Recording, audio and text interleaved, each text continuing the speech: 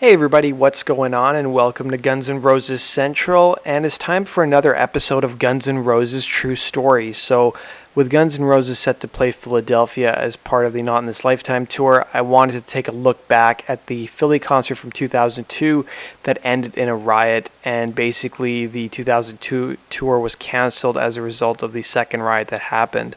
So, this was Guns N' Roses' first official tour that they had done in North America since the band had really broken up with Slash, Duff, and Matt Sorum leaving. And the first show of the actual tour in Vancouver had ended in a riot. They played a number of shows after the Vancouver riot. They seemed to go off without a hitch, and then they were set to play Philadelphia. Axl was a no-show, and that show ended in a riot.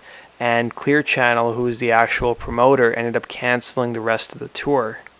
So in an article that Blabbermouth published on December 7, 2002, they talked about how the Guns N' Roses concert in Philadelphia was a no-show for Axl. That concert took place December 6, 2002, so approximately 14,000 people in the First Union Center were informed over the public address system at approximately 11:15 p.m. that a band member had fallen ill and that the concert had been postponed. The show by Axl Rose and his group was scheduled to begin at 9 p.m., and the opening acts for the evening were CKY and Mixmaster Mike, and they performed as scheduled, with the latter ending his appearance around 9:15 to 9:30, according to eyewitness reports. Guns N' Roses played New York City's Madison Square Garden Thursday night. Tickets for that show sold out within 15 minutes, while other cities, were close to capacity, according to the band's official website. So Guns N' Roses were supposed to perform two dates in Philadelphia. The first one was, of course, the December 6th date, and the second one was the December 8th date. However, at that time, it wasn't clear whether that performance would go ahead as scheduled. So the following first-hand account of the Philadelphia GNR no-show was actually sent to Blabbermouth, and here's what they had to say. I went to the Guns N' Roses show tonight at the First Union Center in Philly. It was sold out and everything. Well, I got there around 8:30 and Mixmaster Mike was still on stage. He kept saying how Guns N' Roses would be on in a minute, yet never left the stage for another 30 to 45 minutes.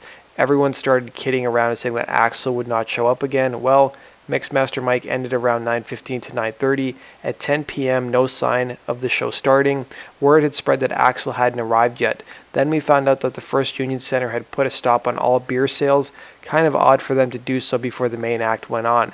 So it got to be 10:30 and still no band. People were starting to see what was coming. In every song that was played, the booing got louder and louder, and the chants of asshole begun that were really loud. Finally, when people saw the soundboard guys cover up their equipment, all hell broke loose. People started ripping binoculars off the seats and throwing them down on the floor. People were checking their drinks and food at security around the stage as they took the equipment away. People rushed the stage, a fight broke out, folding chairs were turned into launching pads. An announcement finally came on around 11:15 saying that the show had been canceled due to health reasons and that tickets were valid whenever the show would be rescheduled. That really set people off, and chairs started flying at the soundboard and up on stage. It was not a pretty sight. However, a good amount of people did leave, and outside seemed to be quite calm in comparison to what was happening inside. There was a large police presence outside, but thankfully they were not instigating anything with angry fans. Who knows what happened, but I can tell you, while I'm shocked, I'm certainly not surprised. I also think Philadelphia fans handled the situation quite well, considering the circumstances and their past history with riots. So if you guys want to see footage of the actual riot from 2002, I've linked to it down below in the description box. And then we had an article published by Vulture.com where concert promoters shared their Guns N' Roses war stories. So they interviewed a variety of concert promoters. Most of the promoters were promoting the shows that Guns did in the late 80s, but one of the promoters actually did the Philly show where the riot ensued.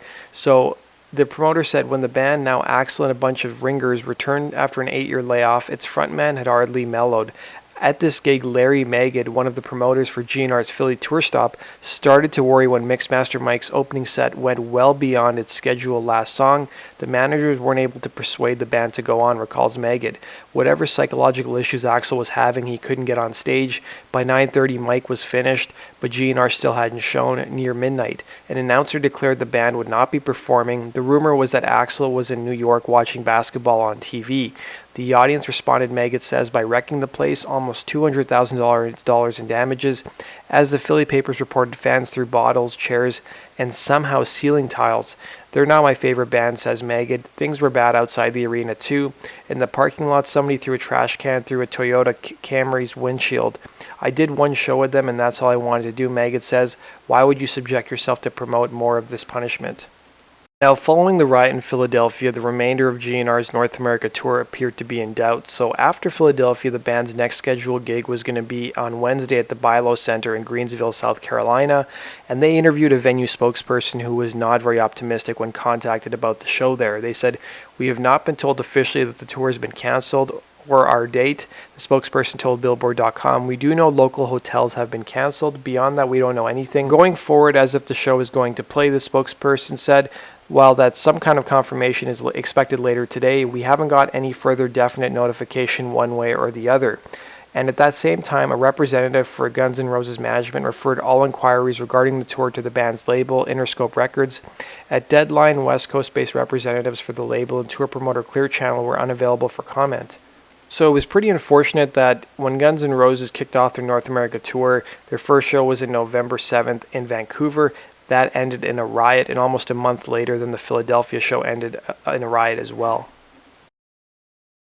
So immediately following the Philadelphia riot, rumors started to circulate that Clear Channel Entertainment had canceled the rest of the tour. So the tour was originally scheduled to start in November and then end in early 2003. So on their website, CKY, who opened for Guns N' Roses, basically wrote, "Guns N' Roses tour canceled, typical and freakishly expected, haha." So the decision to halt the GNR tour came after the band canceled the show at the Philadelphia's First Union Center on Friday because Axl Rose failed to appear. An announcement over the PA at the venue said the show was canceled due to health reasons, and a spokesperson for the First Union Center told the Associated Press that a band member fell ill. So the night of the show, opening band CKY performed a 40-minute complete set, and then DJ Mixmaster Mike spun another full hour, considerably longer than he had performed on other dates on the tour. Chants of Axl sucks, and less polite sentiments followed, and then the crowd became unruly. For around 10 minutes, cups of beer, bottles, ceilings, tiles, and other debris rained down from the upper tier, and audience members on the floor started flinging their seats at the stage, mixing board, and each other. Several fights were reported, and there were 15 complaints of injuries, police said. Of those, 5 people were sent to the Methodist Hospital for evaluation. There were no major injuries reported, no arrests were made.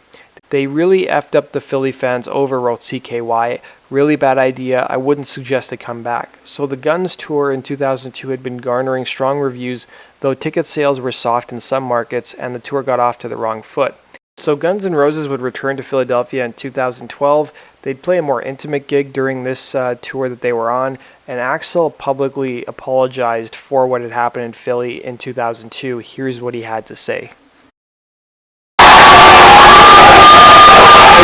Talk publicly about what went down. I persist. There were a lot of legalities behind the scenes, so I had to keep my mouth shut for 5 years. For 5 years, I already got sued for about everything I own, my fucking corporate radio and shit that were backing our tour. So I had to shut up. I mean, I did cancel the first show at 6 in the morning, but my manager told me to cancel it and then didn't. And then Clear Channel wanted us to fuck up because they wanted to end the tour. Because they had some shit going on in Florida or something. It's a whole bunch of bullshit, but I got really sick. It had nothing to do with fur coats or basketball games or, you know, and I love Philly. I came and visited here a few times and stuff. I really liked it. So on this, we decided, okay, we're going to risk it. What if we could throw in a show in Philly and we can get in Philly and go to jail? So it's good to be here with you people tonight. And I want to apologize for my part of that. You know, so I'm not saying I'm innocent.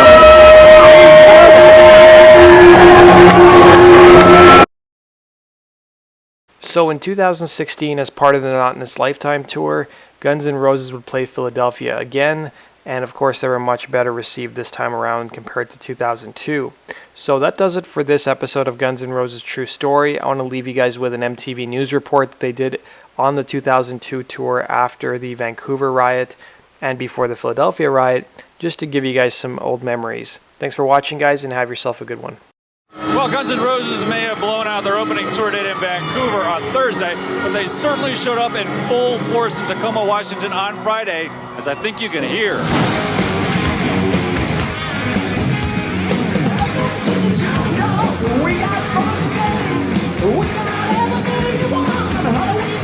It's amazing how things actually have fallen into place. I mean, one step at a time, one member at a time, and I think where we're at now, it's the best band I've been in.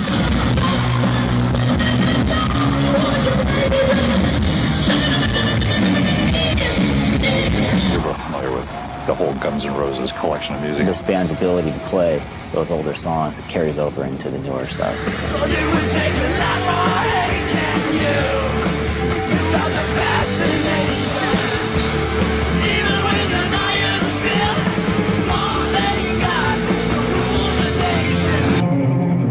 Does Buckethead enjoy touring, playing live? Yes, it's exciting, it's fun, and it's fun to see kids.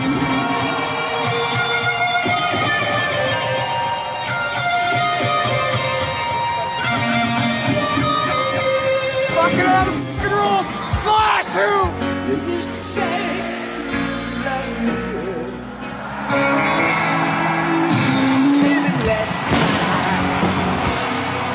I think this is a particularly good time for this kind of music. What do you think of actually come back and go out on the road, because things have been so, how to put it, all kind of dull for a while? We're ready to just finish. Not a lot of rock stars left, are there? If there was a time for a need to have like a big spectacular like rock band kind of thing, I think I could see where people could be missing that right now, because there's not really a lot of that going around. It's not like we have a pretty big production, and it's, you know, it's rock.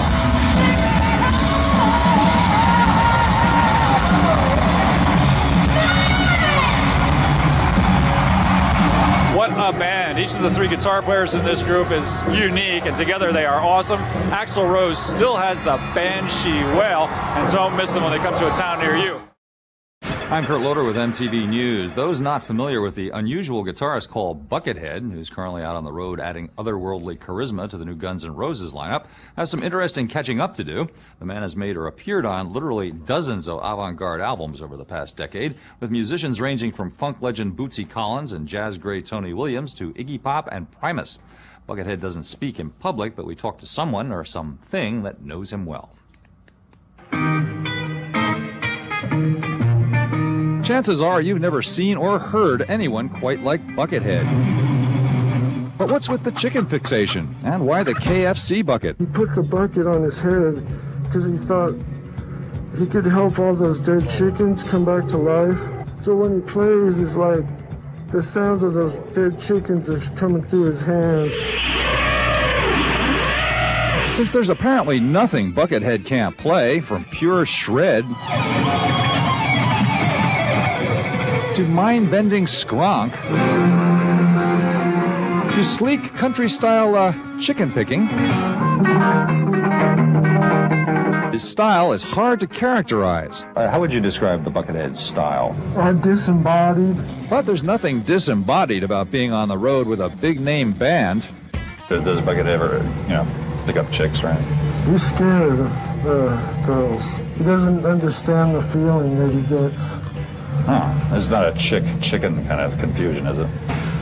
That's a possibility. I've never thought of that. I'm sure he hasn't either. Whatever his possible personal problems, Buckethead has no trouble being awesome on guitar. And he apparently thinks the new Guns N' Roses band could evolve into something special. I think, yeah, there's lots of exciting things down the road. And it's like when you're cooking when you got a nice loaf in the oven and it's not quite done and you're just really excited for it.